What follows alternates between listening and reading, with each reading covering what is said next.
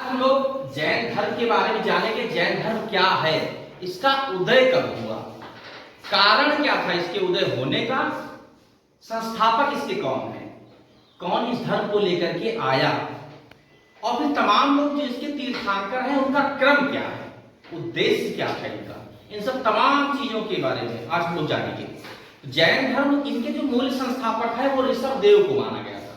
ऋषभ देव ने इस धर्म का जो है उदय किया। जैसा कि 6वीं शताब्दी में 5वीं-6वीं शताब्दी में ऐसा माना जाता था कि बहुत ज्यादा बाह्य आडंबर पूजा पाठ यज्ञ और अनुष्ठान तमाम चीजें ऐसे पाखंडवाद थे, जिनके बाद इस धर्म का उदय हुआ। भगवान बुद्ध ने बौद्ध धर्म का और ऋषभ देव ने ये जो जैन धर्म का, मतलब ये जो दोनों धर्म आए थे ये उसी समय आए हुए थे, और इन सब ने नकार दिया पाखंडवाद, अंधविश्वास और इन तमाम चीजों को नकार दिया। दूसरा इसका जो कारण था वो उस समय ब्राह्मणों और क्षत्रियों में जो वर्चस्व की लड़ाई चल रही थी कि कौन श्रेष्ठ है, और तमाम बहुत सारे कारण रहे हैं। तो ऋषभ देव जो कि इस धर्म के संस्थापक हैं, और आज हम बात करेंगे जैन धर्म के 24वें तीर्थंकर हैं महावीर स्वामी, उनके जन्म के बारे में जानेंगे। तो जैन धर्म के जो 24वें तीर्थंकर हैं उनका नाम महावीर स्वामी है, और जिनका बचपन का नाम वर्धमान है। इनका महावीर स्वामी का बचपन का नाम जो है वो वर्धमान है, और महावीर स्वामी को कहते हैं। इनका जो जन्म हुआ था वो 599 ईसा पूर्व में इनका जन्म हुआ था। इनके पिता का नाम सिद्धार्थ था, ध्यान दीजिएगा, सिद्धार्थ भगवान बुद्ध के बचपन का भी नाम, और इनके पिता का भी नाम सिद्धार्थ है। दोनों में थोड़ा सा कंफ्यूजन रहता है। महावीर स्वामी के पिता का नाम सिद्धार्थ है, भगवान बुद्ध का भी बचपन का नाम जो था वो सिद्धार्थ था। इनकी माता का नाम त्रिशला, जो जिनको विदेह दत्ता भी कहा जाता है, इनकी माता को विदेह दत्ता भी कहा गया है। त्रिशला इनका मूल नाम था। ये चेटक की बहन थी। अब चेटक कौन थे?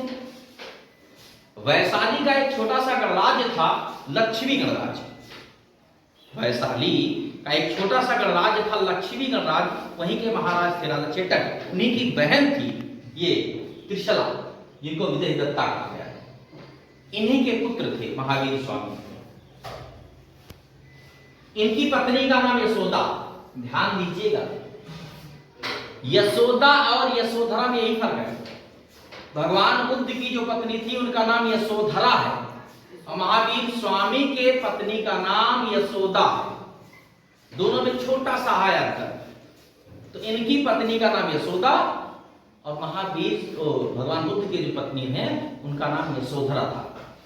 तो इनकी पत्नी का नाम यशोदा था। इनकी एक पुत्री हुई थी जिसको अणोज्जा या प्रियदर्शिनी कहते हैं, और इनकी शादी जो है जमाल से हुई थी। जमाल के साथ इनकी जो है वो शादी हुई थी।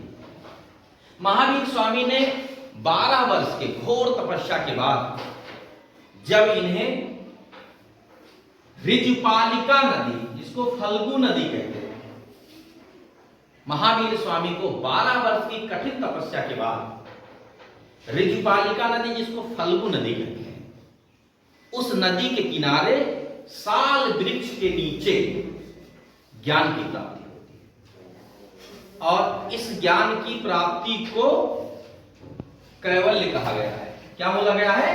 कैवल्य मतलब पूर्ण ज्ञान। कैवल्य का मतलब होता है पूर्ण ज्ञान, तो कैवल्य कहा गया, कैवल्य नाम दिया गया। दूसरी चीज ध्यान ये देना, भगवान बुद्ध ने 6 वर्ष की कठिन तपस्या के बाद उनको ज्ञान की प्राप्ति हुई थी। महावीर स्वामी को 12 वर्ष के बाद कठिन तपस्या के बाद ज्ञान की प्राप्ति हुई थी। उनको जो भगवान बुद्ध थे उनको जो ज्ञान की प्राप्ति हुई थी वो हुई थी पीपल वृक्ष के नीचे, और इनको जो ज्ञान की प्राप्ति हुई थी वो साल वृक्ष के नीचे। ये जो 2-3 अंतर हैं सूक्ष्म, इनको बहुत बारीकी से जानने की जरूरत है। महावीर स्वामी को जो ज्ञान की प्राप्ति हुई थी वो साल वृक्ष के नीचे हुई थी, और बुद्ध को जो ज्ञान की प्राप्ति हुई थी वो पीपल वृक्ष के नीचे हुई। इनको किस नदी के किनारे हुई थी? ऋजुपालिका नदी, इसको फल्गु नदी कहते हैं। तो इस प्रकार से भगवान महावीर स्वामी ने ज्ञान की प्राप्ति के बाद जो 5 महाव्रत बताए, जिनमें से सत्य, अहिंसा, अस्तेय और अपरिग्रह, ये तो पार्श्वनाथ के समय से ही विद्यमान थे। इन्होंने जो एक नया जोड़ा उसका नाम है ब्रह्मचर्य। महावीर स्वामी ये सत्य, अहिंसा, अस्तेय और अपरिग्रह पहले से ही थे, लेकिन ज्ञान की प्राप्ति के बाद इन्होंने अपना उपदेश देना शुरू किया। इन्होंने जो 5 महाव्रत बताए हैं, पहले 4 ही था, बाद में एक जोड़ दिया इन्होंने, तो 5 महाव्रत हो गए। और 5 महाव्रत में ब्रह्मचर्य जो है सबसे बाद में आया था। ये जो है वो सबसे बाद में आया हुआ ब्रह्मचर्य का ये महाव्रत था। तो इस प्रकार से टोटल 5 हो गए शब्द। अब जैसा कि हमने बताया कि टोटल 24 तीर्थंकर थे, और नहीं भी बताया तो ऐसे भी हम लोग जान सकते हैं महावीर स्वामी 24वें तीर्थंकर थे। इसका मतलब हुआ कि 23 इनसे पहले ही थे। तो इनसे पहले पूछ लिया जाता है कि जैन धर्म के